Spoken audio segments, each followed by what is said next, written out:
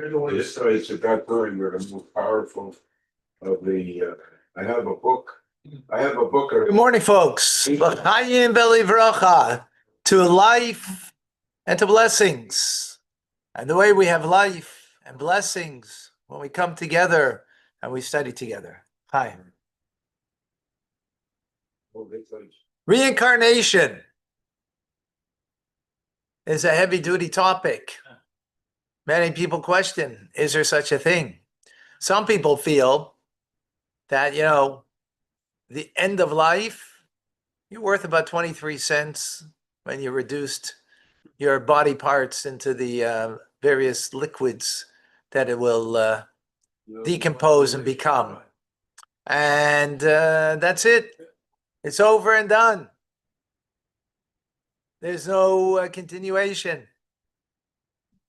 But for those who believe, believers believe that we have a soul.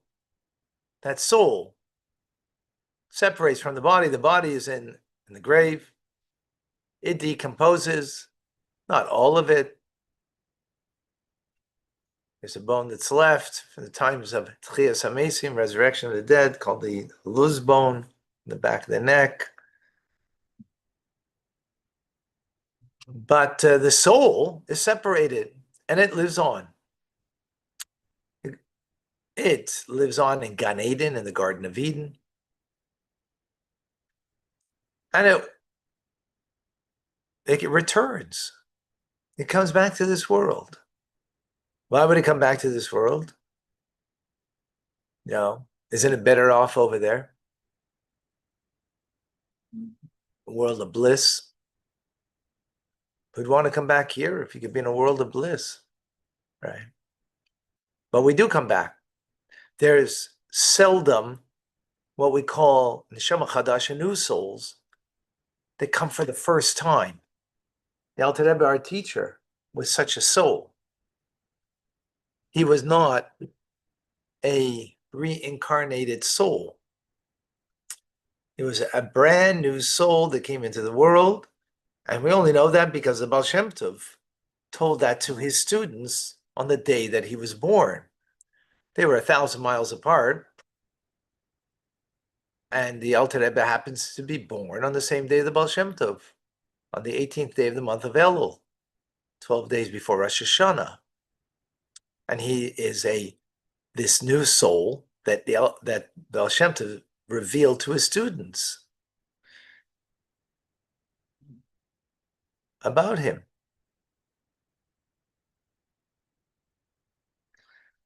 But the rest of us, we're old souls, as the saying goes. We've been here before, and we've come back. Why are we coming back? What's the purpose? Welcome to Tanya today. I'm Rabbi Ronnie Fine, coming to you for Chabad Zurich Kadesh in Montreal, Canada. It's a privilege and a pleasure to share with you the Tanya. So let's understand this concept of reincarnation. But before that, let us begin the opening of the 29th letter, which opens with the words, Eishes Chayil Ateres Baila. A woman of valor is the crown of her husband. So every man knows that about his wife, or should know that. Now you do. But there's a mystical meaning in those words. Husband and wife also refer to two dimensions of the Torah. The husband is the written word, like the 5 books of Moses. And the wife, she's the oral tradition. So the oral tradition is the crown of the written word, right? Simply put, without the oral tradition, we would have no understanding what the written word is. No understanding of it. Torah tells us to put something between our eyes and put something on our arms or on our hand. It happens to be tefillin, but we would not know from those words. The mitzvah as we do it today, the oral tradition, is the crown that gives us the understanding. Likewise, the Sabbath, Shabbos, says keep the Shabbos. Doesn't say how, what. The oral tradition is what gives us the understanding of those words, and how we learn it out from those words or from juxtaposition or different methods and ways. As the written law is written in short form, and the oral tradition is the long form of the written word, which fits in with male and female. The male gives gives just the seed, and the woman elongates it, so to speak, develops it into a fetus. Right, so that's the way it is in Torah. Our sages say that someone who makes use of the crown, right, which is the study of crown, refers to the will of God, which the will of God specifically refers to Jewish law, the halacha. So someone who makes use of it for their own end, it's taking the crown of God, of the Torah, person's liable for that. It's a crime against the crown. Literally, because you're using the crown for your own benefit. Right? So the crown refers to the will of God, which refers to the Jewish law, halacha, as it's called in Hebrew. Whoever studies halacha, Jewish law, also our sages tell us, are guaranteed a share in the world to come. So we need to understand why our halachas, Jewish law, refer to the crown, right? Or the crown of Torah. Furthermore, why is it specifically that you learn Jewish law that you get a share in the world to come? Why specifically that? How about the other areas of Torah, right? Also, when our sages say that minimally you have to learn one chapter a day in the morning of Torah and one chapter in the evening, it's also referring to the Mishnah, that's by chapter, which is halacha, the basis of Jewish law. Why specifically there? Well, how about other Torah subjects? Right? How about Chumash and Rashi? Right? Rambam, Maimonides would fit with that because that is Jewish law. But the study of the Torah portion with Rashi's commentary is not halacha, is not Jewish law. How would that fit in? All right, so those are some of the questions that we will answer, not today, but as we move along in this letter. But before that, let us understand what the Arizal, who's the modern-day father of Kabbalistic teachings, who lived in the 1600s in the northern city in Israel of Tzfat. And he explains and says that every Jewish soul needs to be reincarnated, sometimes many times. Why? In order that they fulfill all 613 commandments. And how to fulfill them? In action, for sure, but in speech and thought too. Of every dimension of the soul that the mitzvahs need to be fulfilled. Why?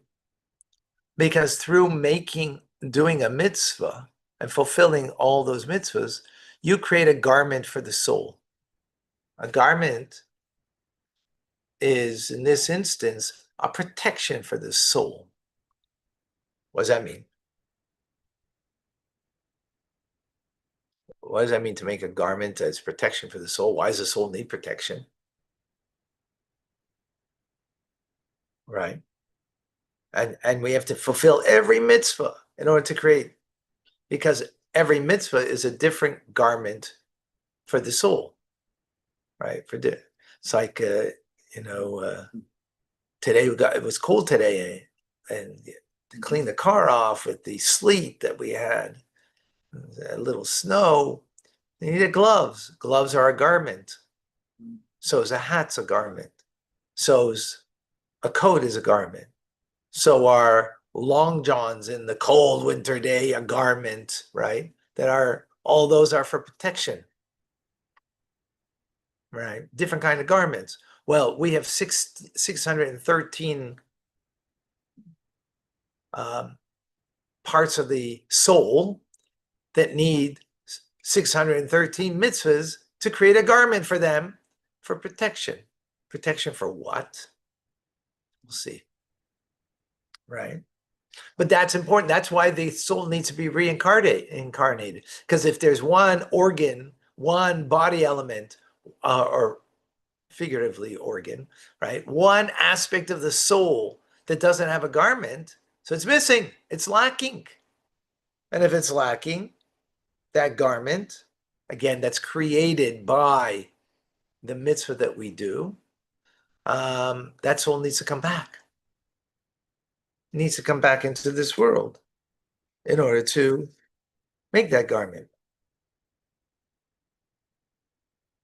Now, maybe you did the mitzvah only in action, but you weren't there in speech, or you didn't do it in mindfulness. So that's also not sufficient. You need the garment on all three dimensions of the soul. And again, if not. Now, why do you need this garment for the soul? Because the soul, after it leaves this world, it goes to Gan Eden, to the Garden of Eden. And in the Garden of Eden, it has the pleasure, if you will, of the mitzvahs that we did here. The mitzvahs that we did here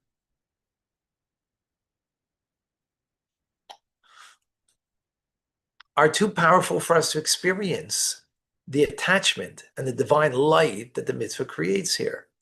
But we can experience it in Gan Eden, right? However, that light in Gan Eden is such a sweet and precious light of God that it's too powerful for us, right, to experience it. And we would be,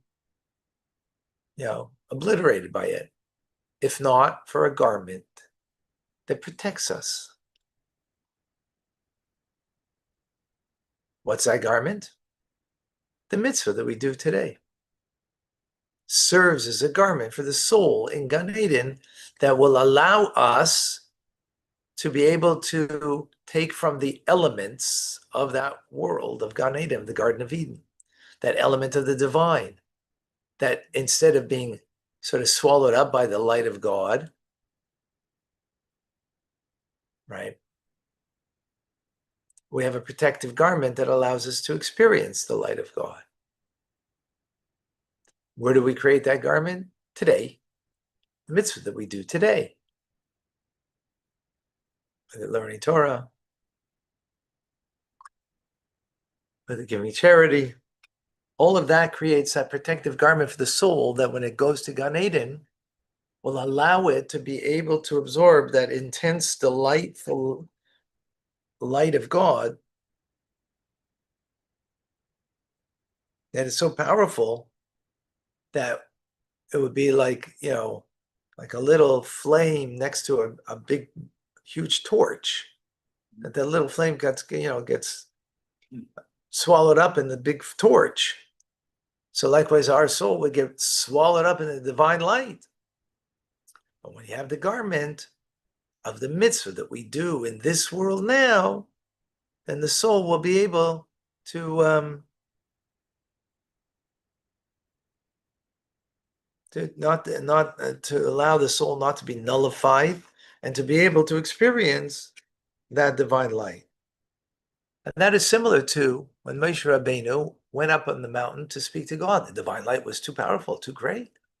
Therefore, it says he was in a cloud. The cloud served as a garment for him to be able to experience the light of God.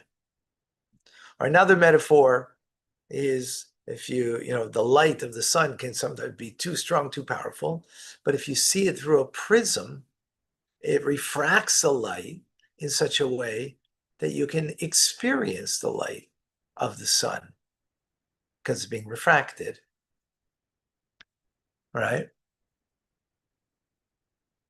That's what the soul needs in Gan Eden. And we here create that through that mitzvah, we create a garment. What happens if you're missing a garment? Right? Not to mention earlier, certain mitzvahs we can't fulfill. The king, it's only a mitzvah for the king. So those mitzvahs, we are fulfilling it through an agent of the king because the king is the heart of the people. So therefore, there is that connection. But every other mitzvah, I have to fulfill myself, right? Now, women don't have as many mitzvahs as men do, right?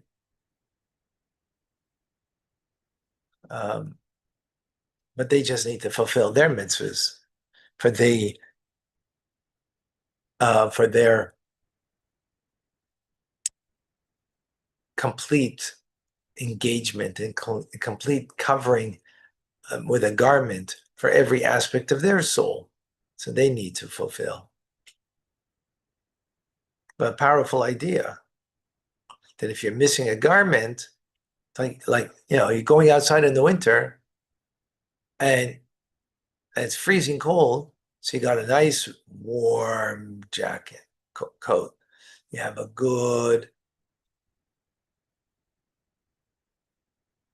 hat to cover your head and to keep the warmth of your head. But you don't have gloves.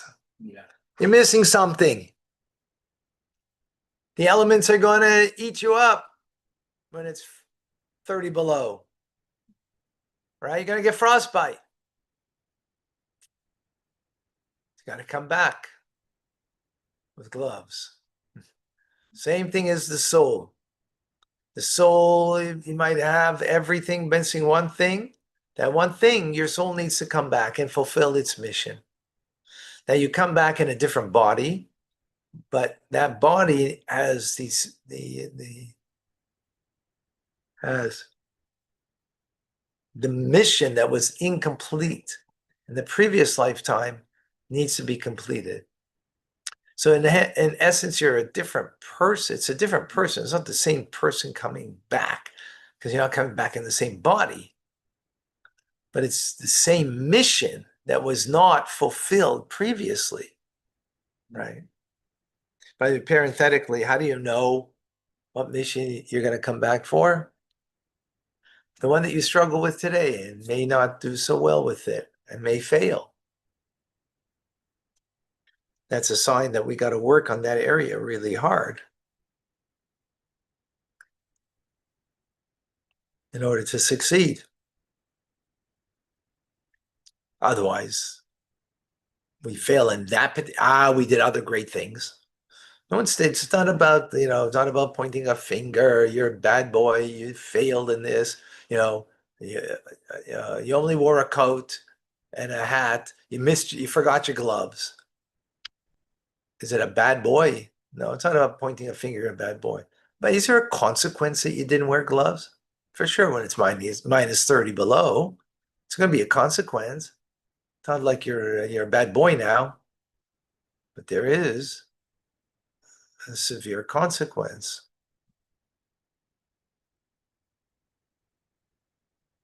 The same thing is here. Did you miss a mitzvah? Okay. It's not about you're being punished now. It's not about a punishment. Your soul is missing something. It needs it. You have to go back to get it.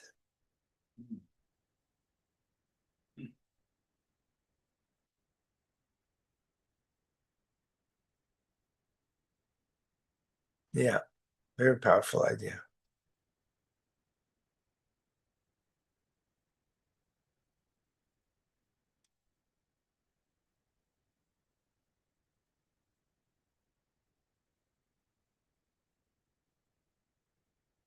All right. Any questions? fact that there's no temple today, does that mean that we're all missing the same garment for generations that are living? Excellent question. Say we're all missing the There's many mitzvahs in the Torah that you need the holy temple in order to fulfill them. Right? Bring an offering on the altar. If you did a sin inadvertently, you have to bring a sin offering, something we spoke about yesterday's Tanya, right? So how does that fit in? So those mitzvahs, excuse me, that you can't physically do, but you can do them on some level. You can study about them. And as our sages say, that when you study it, it's as if you've done the deed, right? So the study of it brings about a connection to the deed. And therefore, for that, you would not need to come back. Now, the study of it has to be done in the act of study, verbalizing it and focus, with your mind and so on, because it's got to be done on 3 dimensions. If you kind of just, said some words and didn't really understand it, then, might be that you have to come back.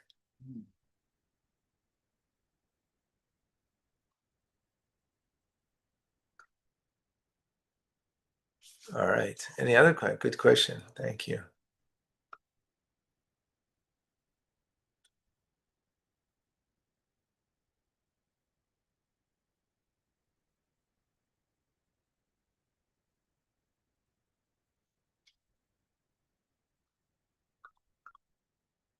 Does a woman also have No, she doesn't have 613 commandments. She has less.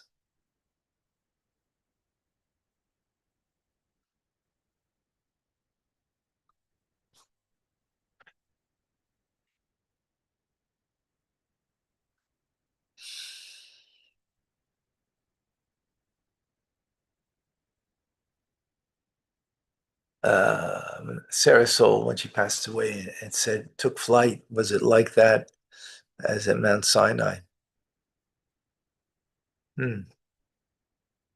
Somehow I think it might be a little different, but good question. I'd have to look it up. I don't know. Yenta Telebenta, Mashiach comes soon. Will we experience the light of God even if we don't have a complete garment? I'll have to go through Gan Eden first. Something we'll learn more about. Gonna learn more about this. Any other questions?